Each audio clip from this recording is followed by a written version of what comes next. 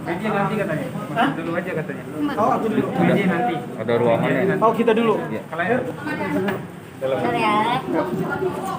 Tinggal dulu ya. Sahabat-sahabat saya, media yang hadir dalam kesempatan ini, ingin menyampaikan hasil dari klarifikasi atas pengajuan Ibu Lumita Lestari bersama anaknya minggu lalu. Karena hari ini satu persyaratan standar operasional prosedur sebelum kita melakukan langkah-langkah berikutnya untuk melakukan pembelaan terhadap anak itu, biasanya kami minta klarifikasi kepada orang yang dilaporkan dari orang yang terlaporkan. Hari ini saya sangat bangga karena dengan waktu yang singkat Pak Daud dengan beserta istrinya dan lawyernya hadir memenuhi undangan kita untuk klarifikasi atas pengaduan mantan dari istri Pak Daud yang bernama Lestari berkaitan dengan hak anak. Nah, dari klarifikasi itu tentunya saya tidak menceritakan secara kronologi, tetapi mensinkronkan atas laporan dari kita bersama dengan anaknya. Antara lain saya menyimpulkan bahwa demi kepentingan terbaik anak, polemik ini harus dihentikan. Demi kepentingan terbaik anak, polemik ini harus dihentikan. Karena apa? Karena itu merupakan pelanggaran terhadap hak anak. Jadi kesimpulan saya nanti bisa diklarifikasi kepada Bapak. Yang pertama tentu sesuai dengan akta lahir. Sesuai dengan akta lahir dan pengumuman secara publik bahwa anak umur 9 tahun berinisial I itu adalah anak dari Daus Mini dengan Ibu Lumita yang dibuktikan dengan akta lahir. Akta lahir ini adalah dokumen negara. Itu artinya negara mengakui bahwa inisial I yang berusia 9 tahun itu adalah hasil dari perkawinan Pak Daus Mini dengan Ibu Lumita. Yang kedua, Daus Mini harus membuka akses komunikasi yang saat ini sebenarnya yang sebelumnya adalah miskomunikasi saja. Oleh karena itu atas tuntutan anak dari Pak Daus ini meminta supaya akses berkomunikasi dengan bapaknya dibuka. Saya kira itu hal biasa saja. Nah, yang ketiga tentu saya meminta kepada keluarga besar ini untuk membicarakan hal-hal yang menyangkut tentang keberadaan I itu dalam keluarga dari Pak Daud. Dan saya juga sudah menyampaikan bahwa atas kedudukan dari anak berinisial I itu tidak lagi disoal soal DNA atau tidak DNA. Karena demi perspektif perlindungan anak, kalau itu disoal, itu adalah merendahkan martabat dari kemanusiaan anak yang berinisial I. Itu kesimpulan Komnas Perlindungan Anak. Tadi kami sudah bicarakan sepanjang lebar. Tentu hal ini hal biasa supaya polemik ini harus dihentikan demi kepentingan terbaik anak. Saya kira tidaklah adil bahwa anak kita soal ya kedudukannya tanpa ada hubungannya tentang apa yang menjadi hak anak dan seterusnya. Saya kira itu kesimpulan Komnas Perlindungan Anak dan memohonkan kepada Pak Daus, nanti Pak Daus akan memberikan jawaban dan sebagainya, itu adalah hak dari Pak Daus. Tetapi apa yang saya simpulkan dari hasil laporan yang dilakukan Ibu Lumita dan klarifikasi dari Pak Daus ini dan istrinya, istrinya, didampingi lawyernya.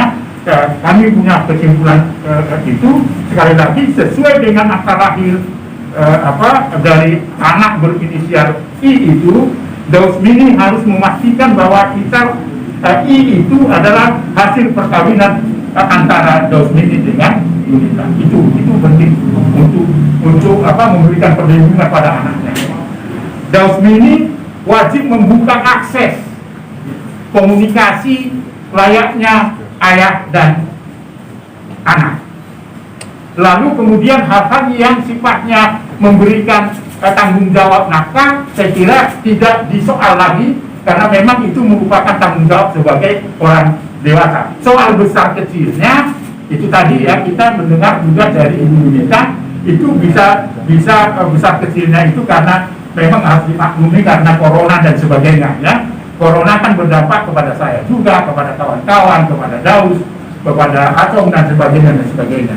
Sekali lagi kita harus hentikan sekarang polemik tentang DNA atau tidak DNA. Urusan rumah tangga itu adalah urusan rumah tangga dari Dausmini dengan istrinya sekarang. Saya kira demikian dan terima kasih. Saya berikan kesempatan kepada teman-teman atau langsung Pak Daus akan memberi respon atau kita menunggu pertanyaan-pertanyaan dari kawan-kawan. Sehingga nanti Pak Dausmini dengan istrinya dan Pak lawyernya bisa memberikan jawaban. Saya kira demikian dan terima kasih. Oke, Daus dulu, mungkin Daus. Ya. Sebelumnya Assalamualaikum warahmatullahi wabarakatuh. Terima kasih, Malikin. Mari. Ya, terima kasih buat Om Said atas waktunya, atas tempatnya, saya dan juga ngomong media. Terima kasih. Ya, sebelumnya Daus juga mau mengklarifikasi bahwasanya pemerintahan yang kemarin ramai, yang kemarin sempat gaduh dan sebagainya, alhamdulillah terus memenuhi bersama istri, pastinya memenuhi panggilan yang mana sudah dikatakan oleh Idris yang kita hari ini sudah berjalan. Dan pemberitaan yang kemarin itu ya apa namanya kesalahpahaman sebenarnya sih, kesalahpahaman ya, tadi sudah dijelaskan poin ini juga hampir semuanya dijelaskan gitu. Bang Daus, yang soal nafkah dari bulan September itu gimana dong ya? Katanya nggak ngasih nafkah kan dari bulan Desember. September. Kalau secara tidak ngasih nafkah, kalau secara bulanan yang biasa kita penuhi, ini sebenarnya itu tidak kita penuhi karena ya tadi sudah dijelaskan karena corona, tapi adapun besar kecilnya buat kayak hariannya ataupun kebutuhan lainnya itu insya Allah sampai saat ini tetap jauh penuhi kok. Berarti dari September itu mulai Bang kalau nggak boleh memberi nafkah ya? Tidak seperti kayak bulanan pada biasanya. Oh, yang berkurang. Paling ya kita nggak bisa nyebutin lah angka di sini gitu kan, karena kan nggak etis lah. Ya. Ada kayak kebutuhannya dia, kebutuhannya anak, kayak gitu tetap kita penuhi. Dan juga Desember ya. Iya. Jadi saya coba menambahkan, memperjelas apa yang disampaikan oleh Saudari Arus.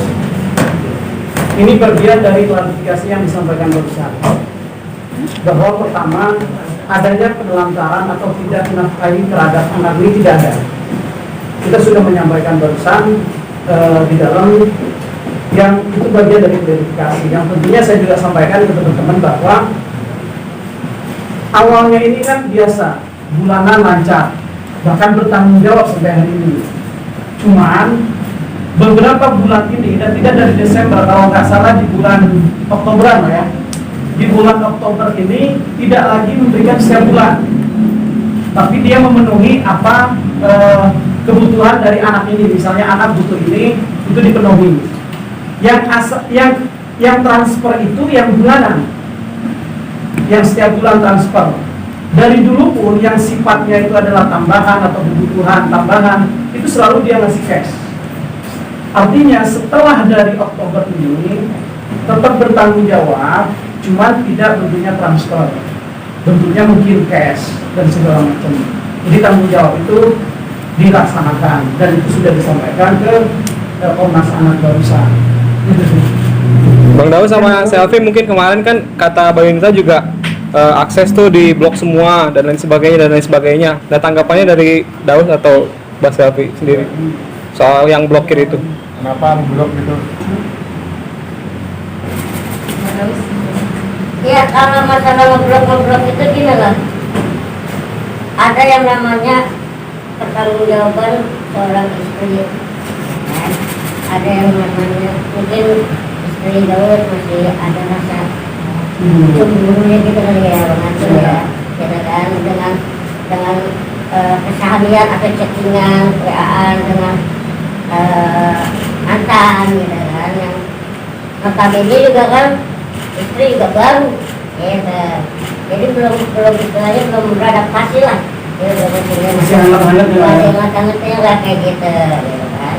Yang mungkin dari situ maksudnya, dan juga itu aja paling enggak yang, dan kalau ngeblok juga kan biasanya komunikasi meskipun sama Daud biasanya itu bisa lewat kakak Daud gitu. Adapun apapun kebutuhannya atau kabar tentang anak itu pasti melalui kakak itu mewakili dari keluarga.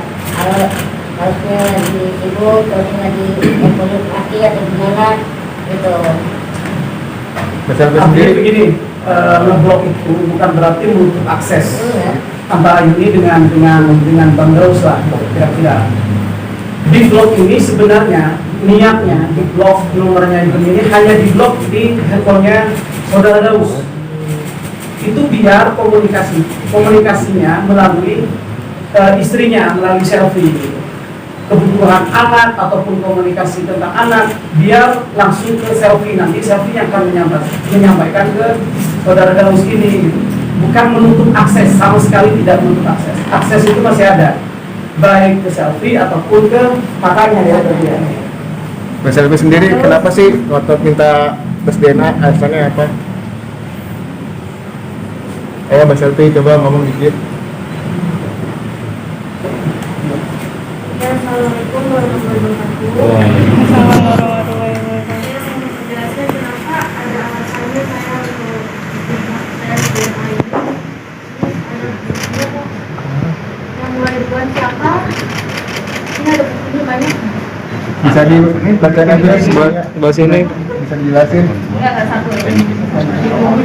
Itu berawal dari pancingan yang akhirnya tuh jawabannya apa ya, emosi timbullah sebuah kalimat atau percakapan yang notabene DNA itu gitu ya Bang ya. Pancingan awalnya seperti apa Bang Daus? Ya ini mereka berdua ada Coba jelasin. ya Asal mulanya dari Ditahan, Kak. ya tahan Bisa bicara aja. dari sini. Jadi ini terpancing sama netizen. Nah, sini ada bawa-bawa nama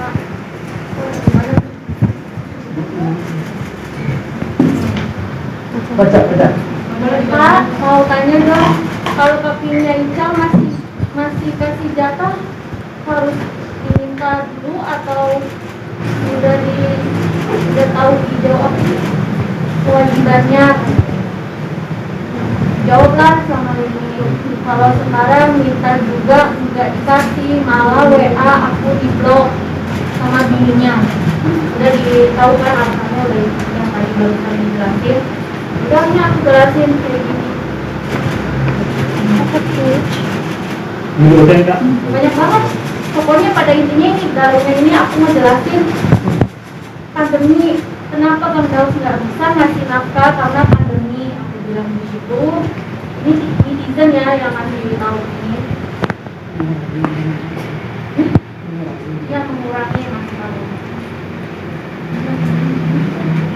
Nah,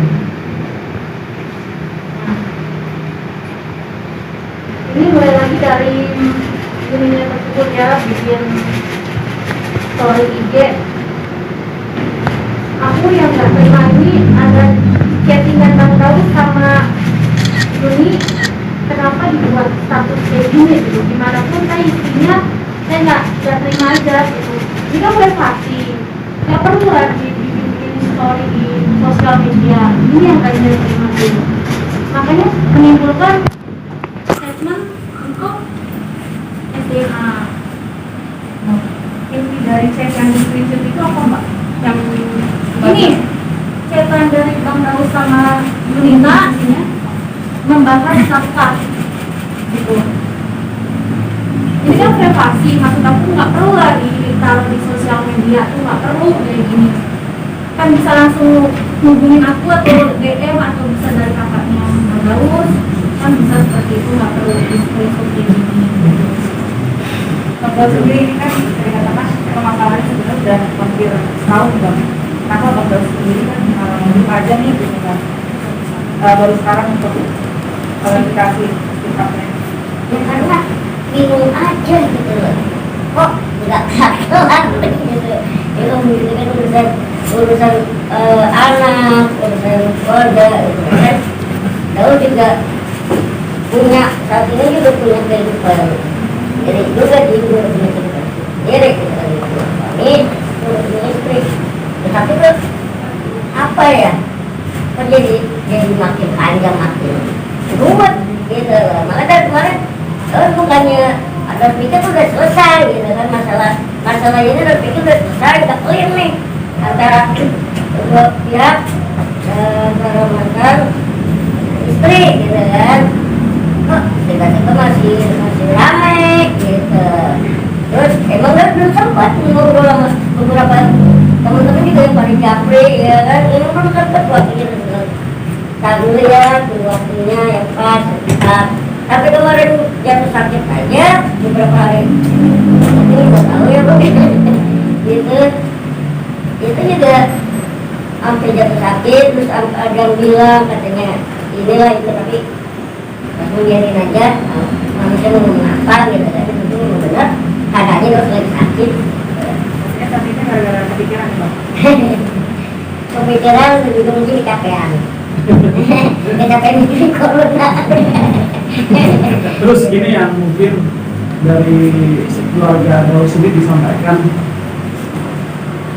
kalau pertanyaan tadi cuek selama ini, sebenarnya kan dari kemarin ini bukan masalah, dianggap bukan suatu permasalahan yang memang harus melibatkan banyak orang kan begitu.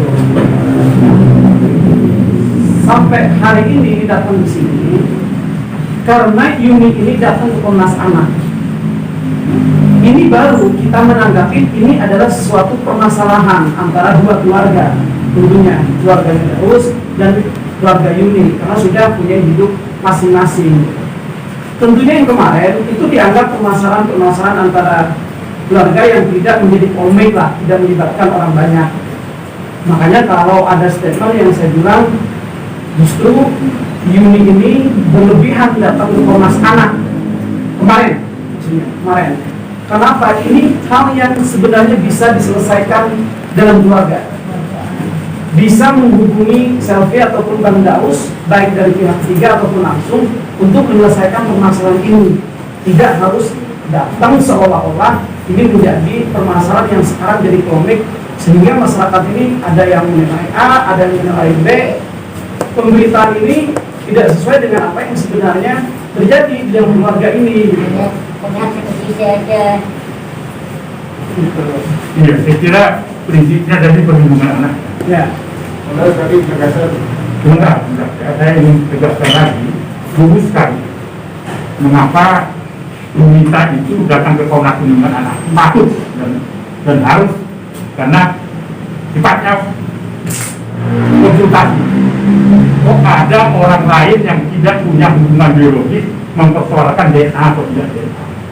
Seharusnya istrinya Pak Daud tanya aja, Pak Daud ini betul nggak anakmu atau tidak? Selesai persoalan. Tapi tidak diumumkan kepada publik. Padahal publik tahu secara sosial itu anaknya Daud dan Yunita. dan diakui oleh negara.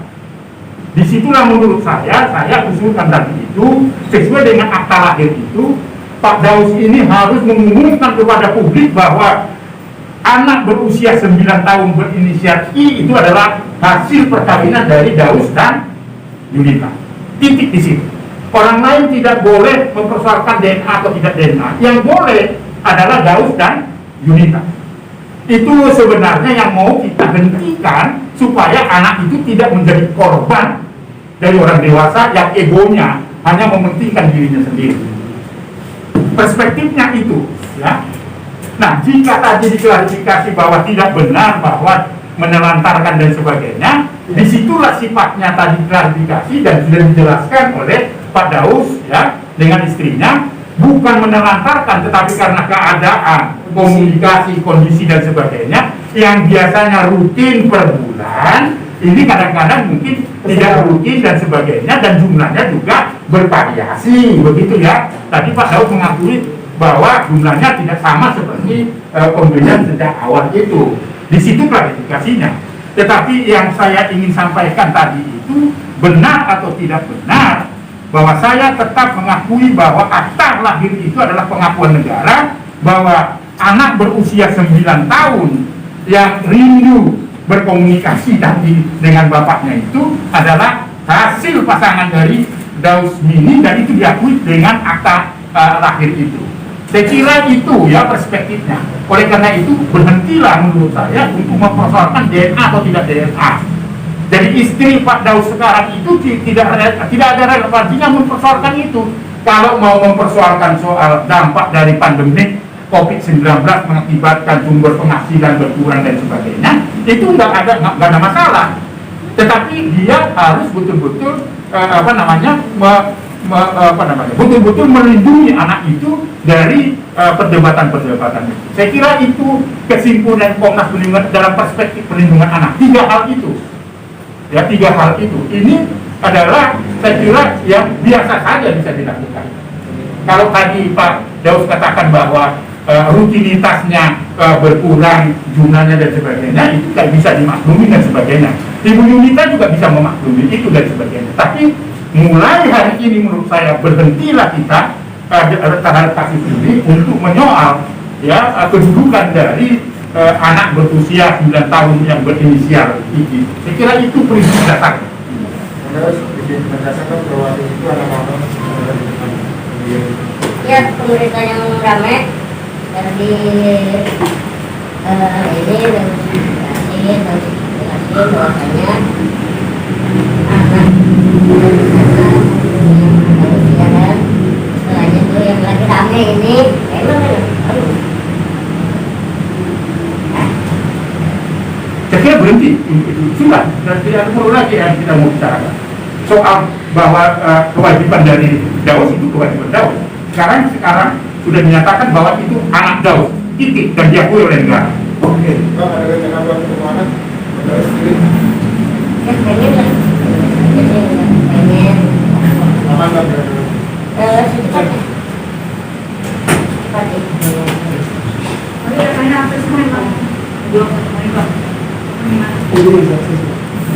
ya emang belum sempat juga Dausnya itu dari kemarin beberapa hari juga sakit. Tapi dalam waktu dekat pengen nengokin ya, Bos? Ya. Oke, grup. Oke, terima kasih ya. Terima kasih Pak Dong, Sama-sama. Pak Daus, ya, kawan-kawan.